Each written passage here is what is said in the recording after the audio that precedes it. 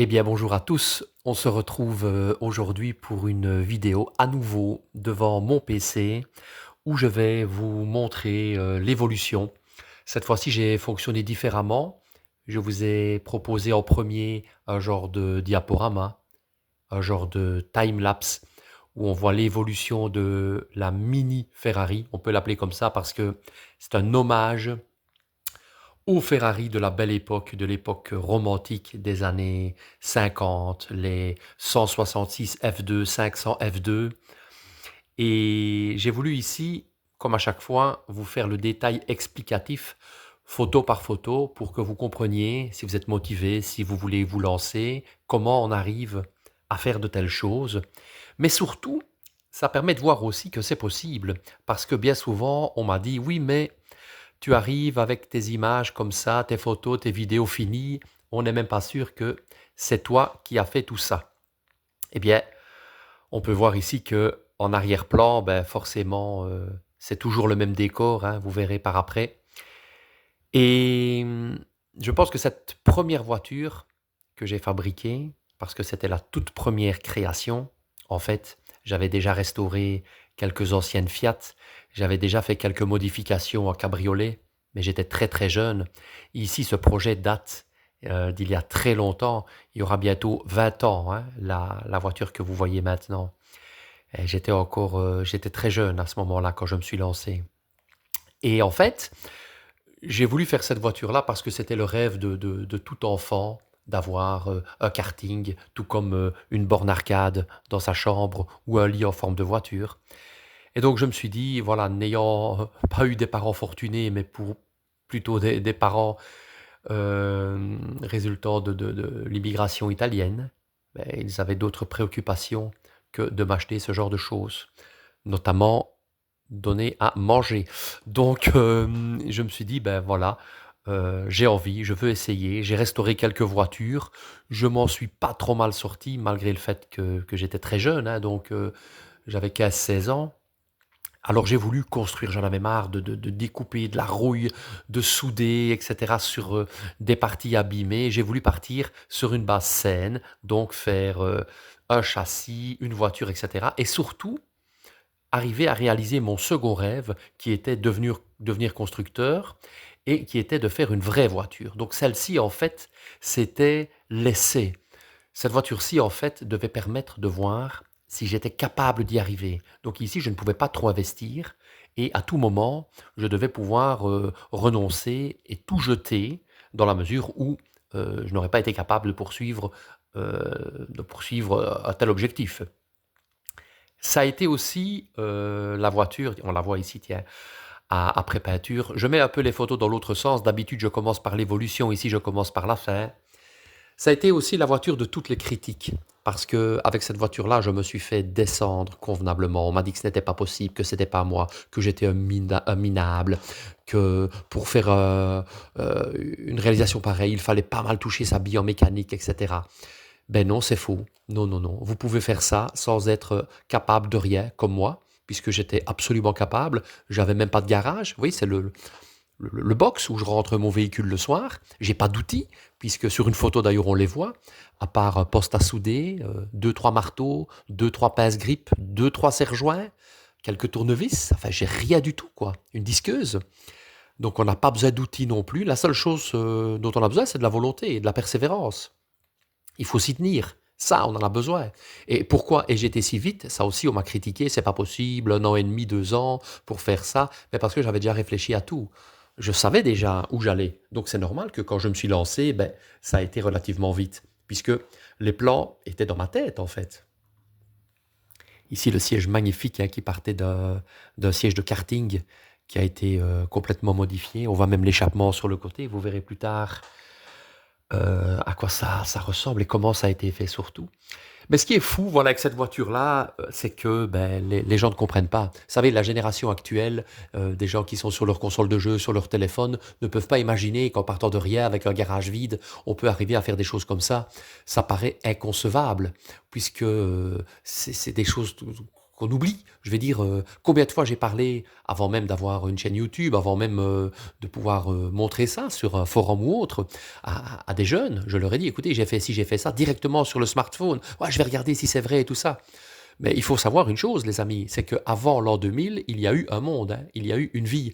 Voilà, par exemple, cette voiture-ci, elle a été faite sans YouTube.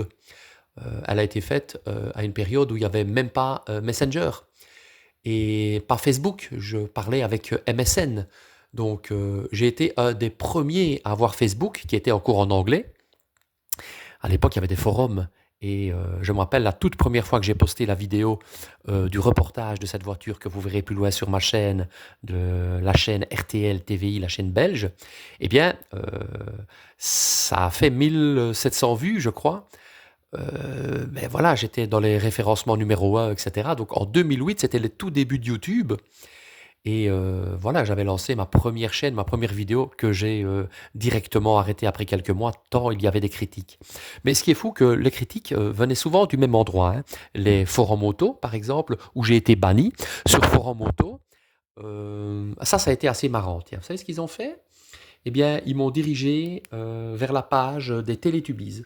Donc ça veut dire que quand je cliquais sur mon compte, quand j'ouvrais mon compte, ben voilà, j'avais la page des Télétubies, parce que même Forum Auto n'y a pas cru. Ils m'ont dit ce n'est pas possible.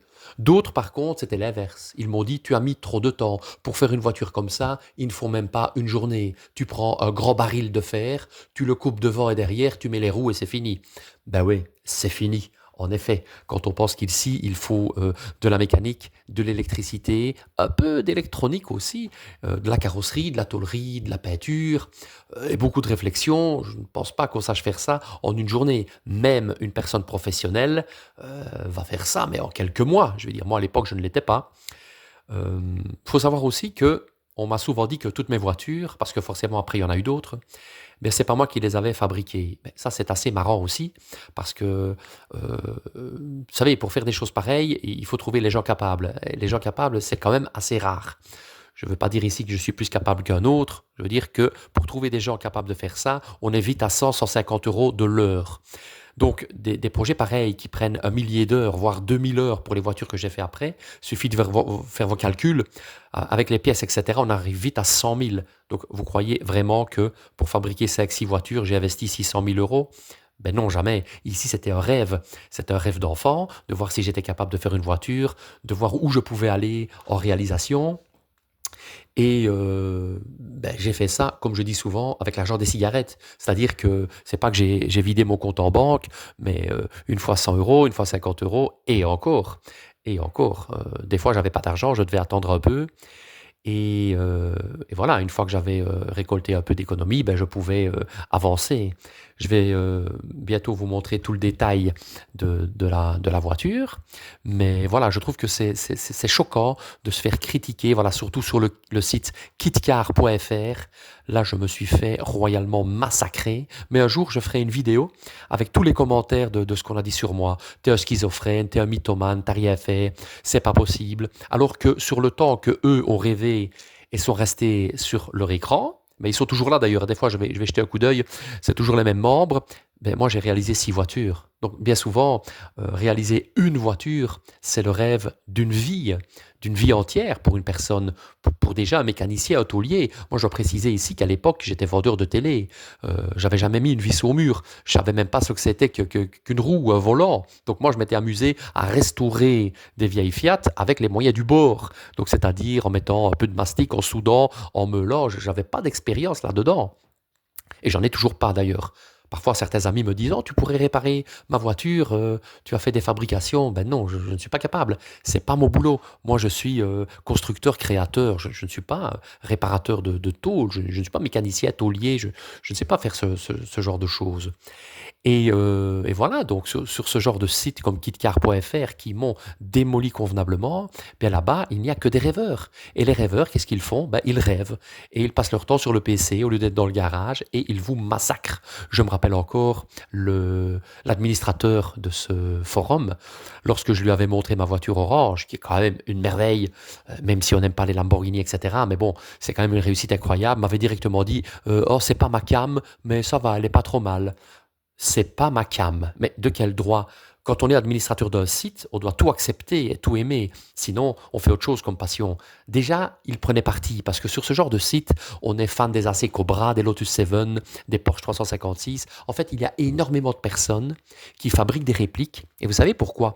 Eh bien, parce que ils rêvent d'avoir la vraie voiture, mais ils ne sont pas capables. Donc en fait, on tombe sur le plus bas de la société, sur des gens minables qui veulent se faire prévaloir en roulant avec des voitures qui ne le sont pas. Sur des châssis coccinelles, ils vous font une AC Cobra, qui a d'habitude un V8 avant. Là, on se retrouve avec 30 chevaux à l'arrière. Enfin, c'est ridicule. Et c'est ces gens-là, donc des incapables, qui se sont permis de me critiquer. Donc c'est fou parce que en fait, ça me fait penser à l'histoire avec le, le, le rossignol et le cochon, qui sont et le merle d'ailleurs, qui sont dans la basse-cour. Et le rossignol chante avec le merle. Ensuite, ils commencent à se disputer. Non, je chante mieux. Non, c'est moi. Non, c'est moi. Non, c'est moi. Alors, le merle dit au rossignol, écoute, on va faire quelque chose. Il y a un cochon là-bas. On va l'appeler. On va chanter devant lui. Il va nous juger. Et en effet, ils chantent tous les deux. Et le cochon donne son avis. Il dit, ben moi, j'ai l'impression que c'est le merle qui chante mieux. Et forcément, le rossignol commence à pleurer. Il dit, ah, c'est pas possible. C'est moi qui ai la meilleure voix, etc. Et le merle lui dit, écoute, laissons tomber, n'écoute pas ça, parce que de toute façon, tu as été jugé par un porc. Eh ben voilà, c'est exactement ce qui m'est arrivé sur kitcar.fr. J'ai été jugé par des gens incapables, qui se disent constructeurs automobiles, parce qu'ils ont mis, comme certains d'ailleurs sur YouTube pour l'instant, une coque en polyester sur un châssis, quoi. Enfin ça, n'importe quelle ménagère de 50 ans est capable de faire ça. Visser une coque polyester qu'on reçoit par la poste sur un châssis, alors que mes voitures ici sont réellement des créations. On travaille la tôle avec un marteau, comme dans le temps. On fabrique un mouton d'acier, je vais vous montrer dans 2 minutes. Ici, on est vraiment sur de la construction, il y a de la réflexion derrière. Les voitures que j'ai fabriquées ne ressemblent à aucune autre. Il y a un hommage, il y a une inspiration, mais elles sont uniques parce que je suis parti de mon propre design. Récemment, je me suis fait massacrer sur Reddit. Donc, il y a 500 personnes qui ont créé un forum contre moi où je me fais carrément détruire. Ben voilà, je trouve que c'est incroyable. Mais ce qui est surtout incroyable, c'est quand on voit les idiots sur YouTube qui font 1 million, 2 millions de vues par vidéo, et que moi, mes vidéos donnent 40 à 50 vues, alors que eux font des trucs débiles et moi, je fais des trucs incroyables. Donc, cherchez l'erreur. Hein, chercher l'erreur, à croire que je suis complètement étouffé dans l'algorithme de YouTube, parce que c'est pas ça qui plaît. Mais ce qui plaît, c'est la merde, c'est le caca pour amuser la galerie, voilà, c'est ça qui fait rire. Des voitures en plein milieu du Moyen-Orient, ou du tiers-monde, avec des gars en sandales qui soudent à l'arc n'importe comment et qui font un trigu abominable, ou des coques polyester posées sur des châssis, ben voilà, ça fait rire tout le monde. Mais ce qu'il faut savoir, c'est que derrière YouTube, il y a des gens qui achètent des likes, des abonnements, il y a des gens qui achètent des vues. Moi ici, ma chaîne est saine. Je n'ai pas peur quand je regarde derrière moi. Je sais ce qui se passe, je sais ce que j'ai fait. C'est pas comme certaines personnes qui sont complètement vendues et qui vendent leur âme et qui sont obligés maintenant, qui sont maintenus à la gorge par YouTube et qui doivent faire des vidéos et des vidéos. Moi, je m'en fous complètement. Moi, demain, je vais sur supprimer la chaîne. Ça me prend 2 secondes et tout est parti. Voilà. Le but ici, c'est de partager. Celui qui n'est pas content, il passe son chemin, quoi. Voilà. Donc, on va commencer tout doucement à vous montrer la fabrication de cette voiture. Voilà encore quelques photos ici de la finition. Voilà, le rouge était magnifique, je vais vous l'expliquer après. L'arrière ici avec la pointe Bordino, je vais vous expliquer après comment j'ai fait pour faire cette pointe Bordino. Voilà, j'ai déjà parlé beaucoup, mais on va passer tout doucement aux photos. Alors, ici, évidemment, pour commencer, on fait un châssis en tube carré. Là, j'avais mis un bête petit volant pour faire un test. J'avais ça dans ma vieille Mini de 79, une 1100 spéciale. J'ai mis ça pour faire un test avec un moyeu ici de vélo, donc sur la potence du vélo. Voilà, un siège en bois fabriqué vite, juste pour avoir une idée des mesures. Voilà, donc là, une autre vue. Ici, j'avais mis des petits trous. J'ai acheté des petits trous pour faire le test, pour ne pas abîmer les vraies roues. Donc là, j'avais fait d'abord une direction de karting, toute simple. Par après, j'ai dû changer et j'ai acheté une direction de voiture sans permis, une direction d'Axam. Donc, qui était beaucoup plus chouette dans la mesure où il y avait, si mes souvenirs sont bons, 2 tours et demi de butée à butée. Donc, il y avait un plus grand confort. Mais je n'ai pas de photo où on voit la crémaillère. Mais c'est bien dommage d'ailleurs, mais ça donnait un plus grand confort de conduite pour l'enfant, hein. Voilà, ici donc, j'avais acheté une mini bike, hein, une petite moto là, hein, petite moto pour enfants. J'avais prélevé freinage, disque, etc. Ici, j'étais allé acheter des paliers, hein, de roulement à billes pour fixer l'arbre plat de 20 mm ou de 25, je pense, avec le graisseur là. Voilà le moteur de mini bike, hein, donc ici, pas besoin de toucher sa biomécanique, hein. J'ai juste enlevé le moteur de mini bike avec son support moteur et je l'ai réinstallé, quoi. N'importe qui sait faire ça. Voilà, on voit une autre vue ici. Il y avait deux pignons pour la démultiplication. J'avais dû faire un calcul quand même assez complexe pour arriver à ça, parce que avec un seul pignon, donc moteur et un pignon arrière, je n'y arrivais pas. Alors, le volant ici que j'ai fabriqué moi-même également, donc ça a été un travail assez intéressant parce que je voulais faire tout moi-même, comme mes autres voitures. Je voulais pas laisser le loisir à quelqu'un d'autre de dire non mais je l'ai aidé, non c'est moi qui l'ai fait. Je voulais faire tout de A à Z en commençant avec rien. J'aurais pu aller acheter un volant, bien sûr, hein, mais j'avais préféré le faire moi-même, comme dans mes futures voitures où j'ai même fait les jantes moi-même également. Voilà, ici, petit aperçu avec le fer. Là, voilà, je commence le mouton. Donc, le mouton, c'est un peu la technique de Sergio Scaglietti. Donc, on fait d'abord un châssis, après, on met des arceaux de fer, et c'est là-dessus qu'on vient battre la tôle.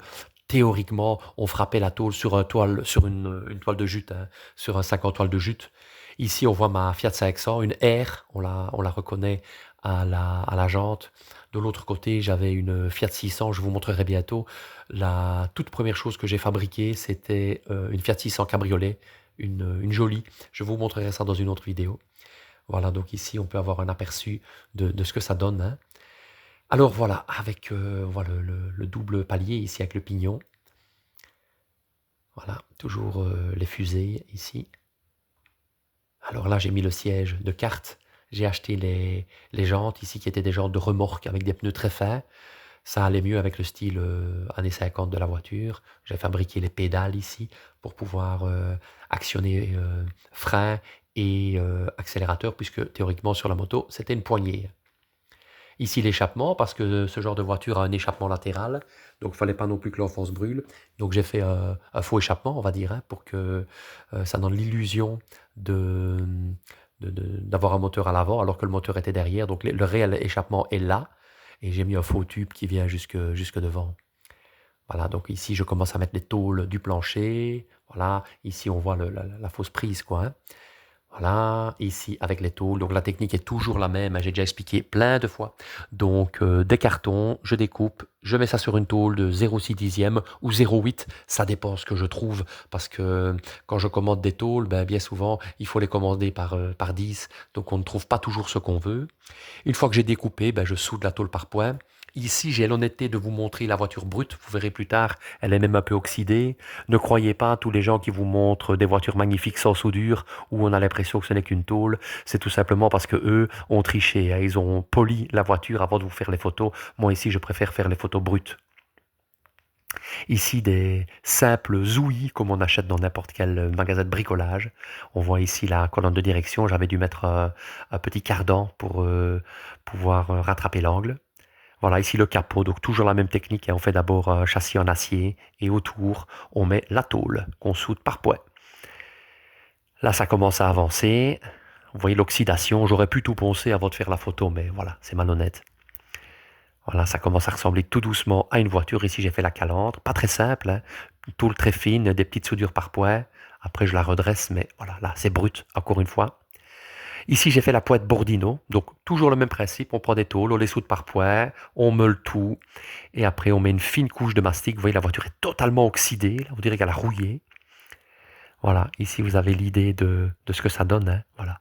Voilà, il ne faut pas avoir peur de montrer des photos comme ça, parce que ceux qui vous montrent une photo comme ça, toute belle, toute argentée, ben, au final c'était comme ça au-dessous aussi, mais vous ne le voyez pas. Voilà. Vraiment une belle réalisation. J'étais content que RTL me contacte pour faire le reportage. Vous regardez plutôt ça dans ma chaîne un peu plus basse, une belle vidéo, un beau reportage avec Mathéo au volant. Ici, on voit un peu mes outils, hein, oui, une foreuse, une disqueuse. J'ai pas grand-chose en fait. Là, le mastic a été placé, il a été poncé. Ça, c'est horrible, hein. Vous voyez, ici, on donne l'illusion qu'on a un capot moteur avec ce petit carcan qui permet d'enlever le capot. Voilà. Ici, le mastic est poncé, c'est un travail abominable. Ici, on voit une partie de ma Fiat Punto. À ce moment-là, j'avais une Fiat Punto 2 JTD, elle était unique au monde. Et oui, je ne rigole pas, il n'y en avait qu'une dans le monde. Je vous expliquerai une fois pourquoi. C'est un exemplaire unique qu'on a fait exprès pour moi chez Fiat, avec toutes les options confondues. Voilà, ici j'avais mis tableau de bord en aluminium. Donc ça c'est une tôle d'alu que vous trouvez dans n'importe quel magasin de bricolage. Voilà, avec le primaire, le surfacer qui est mis. Voilà, ici on a l'impression de déjà avoir quelque chose de très concret. Voilà, ça c'est pas mal, hein, ce genre de photos comme ça, fini, ça fait plaisir. Hein, parce que ça démotive hein, quand on se lance dans des aventures pareilles. Ici, vous voyez, on est en cabine de peinture. Et ça avait été peint par un spécialiste Ferrari de la région liégeoise qui lui aussi m'a critiqué, m'a descendu complètement. Alors que lui a mis 20 ans à fabriquer un escalier, il m'a critiqué parce que j'ai fait une voiture. Quoi. Enfin, incroyable. Souvent, c'est parce que les gens ne sont pas capables. Quoi. Ici, vous voyez, on voit mes moyeux avec les boulons. Voilà, une fois peinte, ici la couleur magnifique, un rouge Ferrari, il avait dû aller trouver son grossiste hein, pour trouver ce rouge-là, parce que c'est le premier rouge des premières Ferrari, donc c'est-à-dire qu'elle n'est pas revernie. Ici, c'est un brillant direct. On peint en une fois et la voiture brille, comme on faisait à l'époque. Voilà, pas besoin de repasser une couche de vernis. C'est ce que je voulais, quoi. Alors ici, j'ai acheté un quad parce que je m'étais rendu compte que le moteur de mini-bike n'allait pas. Donc ici, on a 7 chevaux et demi, si mes souvenirs sont bons. On a un démarrage électrique, on a un démarrage avec une télécommande, on peut faire un arrêt avec la télécommande, ce qui est très pratique si l'enfant fait des bêtises, ben, vous lui arrêtez à distance. Et encore une fois, j'ai reprélevé entièrement le moteur avec son support moteur. Voilà, j'ai démonté le moteur et je l'ai remis ici, en lieu et place de l'autre, avec ici forcément l'arbre du quad. Donc là, on peut avoir un plus grand aperçu de la chose. Donc c'est pas très difficile à faire, faut pas avoir peur. Voilà, ici, donc c'est simple, et puisqu'il y a tout, donc il n'y a pas besoin de s'y connaître en mécanique. Hein. Et voilà, donc ce que ça donne, donc quand la voiture est finie, donc ici je vous passe les détails, donc ce genre d'accessoires qu'on trouve partout hein, pour fixer les capots. J'avais fabriqué moi-même ici avec du plexiglas, vous coupez ça à la scie sauteuse et puis mettez un petit coup de lime pour que ce soit propre. J'avais fabriqué en métal, ceci, il suffit de découper à la disqueuse 2 plaques comme ça, forez, vous mettez des trous, là j'avais fait des petits supports. Pour ce qui est des rétros, eh bien c'est très simple, hein. C'est-à-dire que c'est une bouteille, une fois en buvant, une bouteille de coca, je crois, une bouteille de Fanta. Eh bien, j'avais vu que la forme arrondie avait vraiment un volume en fait très beau. J'avais mis du mastic dedans et j'ai collé 2 miroirs comme on trouve dans n'importe quel magasin comme ça de bricolage. Et voilà, donc vous voyez ici avec l'échappement, enfin ça donne vraiment, ça donne très bien la calandre qui avait été redressée, finie, poncée. Voilà, donc faut vraiment être motivé, faut vraiment essayer, pas comme moi, ne pas écouter les critiques. Il faut essayer d'aller de l'avant, vous laissez derrière vous les idiots, les gens qui ne vous croient pas, les gens qui ne croient pas en vous. Vous ne parlez pas de vos projets parce que ça ne sert à rien. On va vous dire comme moi, c'est pas possible, tu ne saurais pas, tu n'y arriveras pas.